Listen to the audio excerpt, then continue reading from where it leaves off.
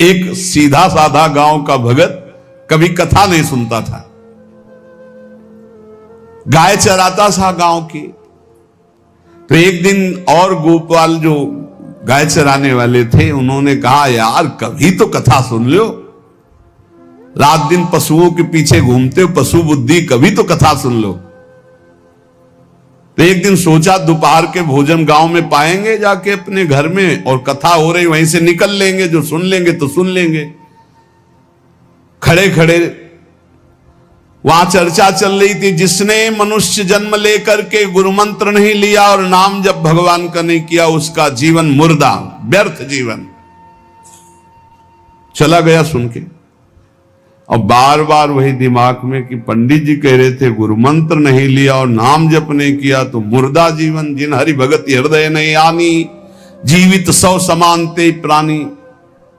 दूसरे दिन फिर गया, कहा पंडित जी आपने कल कथा में कहा था गुरु मंत्र ले लेना चाहिए, नहीं तो जीवन मुर्दा हो जाता है, बेकार जीवन रहता है। तो देव गुरु मंत्र आप, और तो हम किसी को जानते नहीं। देखा फटा पुराना कपड़ा, डंडा लिए एक चरवाहा।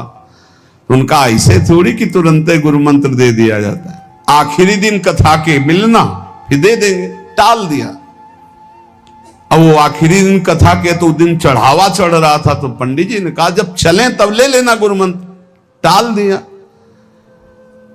अब वो जब आखिरी दिन के बाद वो, तो उस समय घोड़े पे बैठ सब सामान लाद के पंडित जी चलते थे, वो तो सब सामान लाद के चलने लगे हो। तो पीछे पंडित जी आप जो कह रहे थे कि गुरु मंत्र देंगे, आप गुरु मंत्र दे दीजिए। पंडित जी रबड़ी पवाई गई थी, घोड़े से उतरे, घोड़ा एक भगत के यहां खड़ा किया और लोटा लिया और भागे, क्योंकि सोच लगी थी। अब वो भगत किसान आदमी, गांव का गंवार आदमी पीछे लगे, पंडित जी अरे गुरु मंत्र दे दो, कितने दिन से टहला रहे हो आप। अरे उनका यार मतलब सोच का पैसा, तू गुरु मंत्र की बात कर। अब वो पीछे लगा कि अब हम नहीं जाने वाले, आपने सब सामान लाद ली थी, भगवान की कृपा कहो कि आपको सोच लगी आई, नहीं तो आप हमको तो गुरु मंत्र ही नहीं देते, हम आपको नाम पर विश्वास की बात। पंडित जी तो दात गपोचन, जय गुरुदेव की जय गुरु, वो दबकाए है दात गपोचन, मतलब एकदम मूर्ख आदमी, तो सोच तो। वो प्रणाम कर लिया, जय गुरुदेव, धत गपोचन धत गपोचन। जपना न राधा न कृष्ण न राम न हरि। घर आया, बोले आज से गाय चराना बंद। बोले क्यों? बोले गुरु मंत्र मिल गया, अब हम भजन करेंगे, हमारा जीवन मुर्दा नहीं रहेगा, अब जीवन सार्थक रहेगा। और मेहनत करने वाला आदमी, गाय चराने वाला आदमी, अब शुरू हो गया बैठ के धत गपोचन धत गपोचन। अब इसमें न कोई भगवान नाम है, न कोई मंत्र है, न प्रणव है, न नमो नमः, कुछ नहीं। गांव के लोग, घर के लोग बोले कि यार 50 गाय चराता था, पता नहीं कौन सा हम लोगों का पाप उदय हुआ कि कह दिया कि कथा सुन लेना। अब वो गाय चराना भी छोड़ दिया, अब गपोचन शुरू हो गया। अब उसकी ऐसी लगन लगी, सहज सरल भोले जो होते हैं ना, हरिवंश महाप्रभु कह रहे हैं, मुनि मन ध्यान धरत नहीं पावत, करत विनोद संग बालक भट, दास अनन्य भजन रस कारण, जैसे हित हरिवंश प्रगट लीलानट। लालजू महाराज बड़े बड़े मुनियों के ध्यान में नहीं आने वाले, बड़े विनोदी। रुक्मिणी जी से कहा तैयार हो, भगत के दर्शन करने चलना है। रुक्मिणी जी ने कहा बहुत दिनों बाद आज आपको किसी भक्त की याद आई, प्रभु जरूर कोई महाभागवत होगा, हम चलते हैं। बोले बहुत विचित्र महाभागवत। चले, साधारण वेश में चलना है। जब गांव में गए, उस भगवान तो सर्वज्ञ ही है, उसके घर के दरवाजे में बैठ गए और रुक्मिणी जी से कहा कि पहले तुम मिल के आओ भगत के, फिर हम मिलेंगे। रुक्मिणी जी ने कहा हाँ ये उत्तम बात है, पहले हम उनको दर्शन दे के और दर्शन करके आती है। तो आंख मूंदे ऐसे, न खाना न पीना, धत गपोचन। रुक्मिणी जी ने कहा ये कौन सा नाम भगवान का, न विष्णु शास्त्र नाम में है, न गोपाल शास्त्र नाम में है, और कहीं हमने पढ़ा नहीं, ये कौन सा भजन कर रहा है। कहे किसका भजन कर रहे हो, चुप रहा। फिर किसका भजन कर, 2-3 बार तो गुस्सा के आंख खोला, देखा कोई स्त्री, तो बोले तुम्हारे खसम का भजन कर रहे हैं, और किसका कर रहे हैं। वो रुक्मिणी जी आ गई, बोले बहुत जानकार भगत है प्रभु द्वारिकाधीश से कहा बहुत जानकार भगत है। बोले क्यों, बोले हमने कहा कि किसका भजन कर रहे हो, देखो हम इतना छुप के गए थे, लेकिन वो पहचान गए, वो कह रहे तुम्हारे खसम का भजन कर रहे थे। अब भगवान ने कहा हाँ तभी तो हम आए भगत जोड़कर। बोले प्रभु आप दर्शन बाद में करना, जाके पहले हमारा प्रश्न बता दो, प्रश्न का उत्तर दे दो कि आपके विष्णु शास्त्र नाम, गोपाल शास्त्र नाम, बहुत से नाम हैं, ये नाम तो हमने कभी नहीं सुना। भगवान ने कहा ये नाम हमको तो बहुत प्यारा है। बोले आपको कब, मतलब ये कब कैसे नाम रखा गया। बोले बहुत प्यारा है, हमारा ब्रज का रखा हुआ नाम है, ब्रज में मैया ने रखा था। कैसे रखा था। बोले एक दिन मैं माखन चोरी कर रहा था, सखा के कांधे पर खड़ा हुआ, ऊपर माट में हाथ डालकर मक्खन पूरा ऐसे खाता जाता, सखा को पवाता जाता। इतने में मैया और गोपी जन आ गई। एक कन्हैया ये क्या कर रहा है। अब हमने देखा कि फंस गए।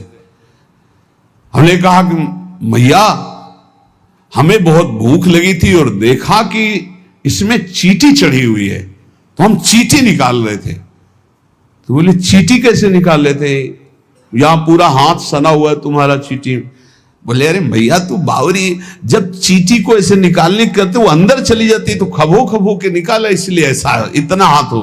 बोले यहां मुंह में भी जब तुम्हारे मक्खन लगा, एक मक्खी बार बार उड़ रही थी तो हम ऐसे मारा तो पूरा मुंह में मक्खन लगा। मैया ने कहा धत गपोचन।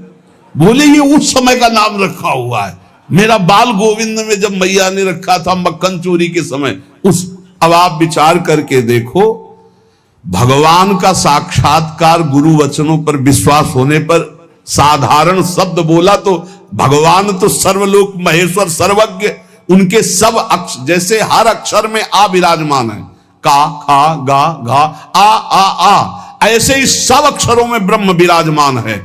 फिर राधा नाम तो स्वयं हरि जपते हैं, और राधा नाम तो परम प्रेम में है और बड़ा गुही है।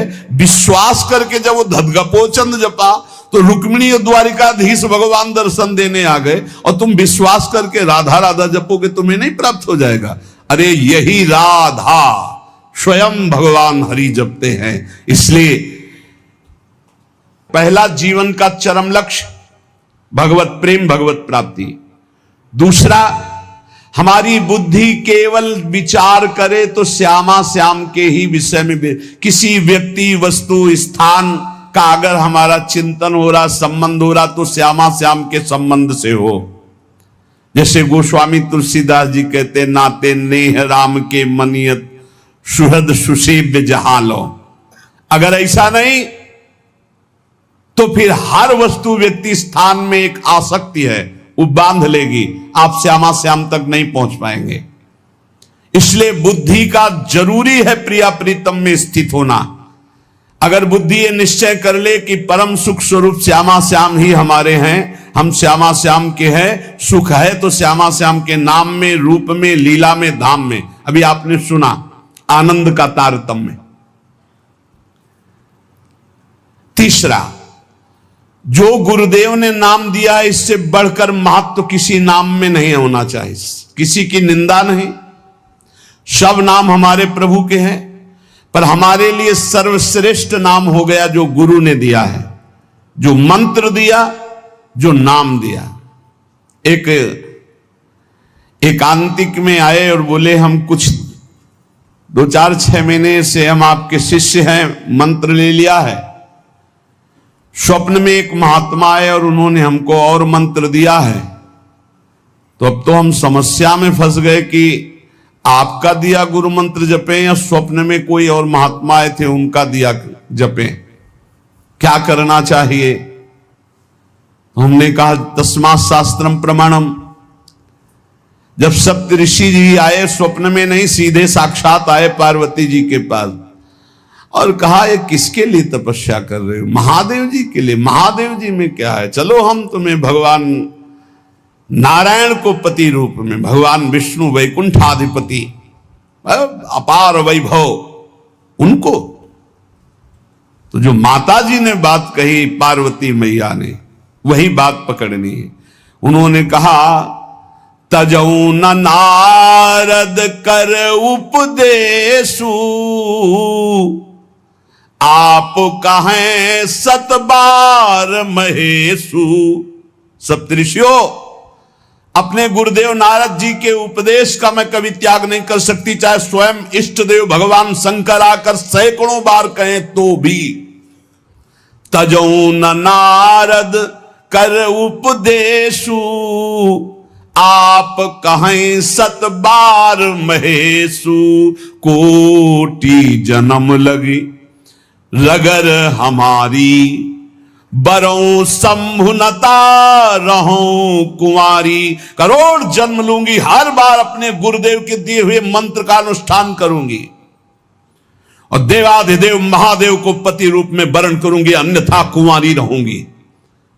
बहुत सी कन्याएं और बहुत से वर हैं, आपको ब्याह कराने का शौक है तो आप जाइए, लेकिन मैं पर्वत से प्रकट हुई हूं, हिमालय से मैं अडिग हूं अपने गुरुदेव के वचन में।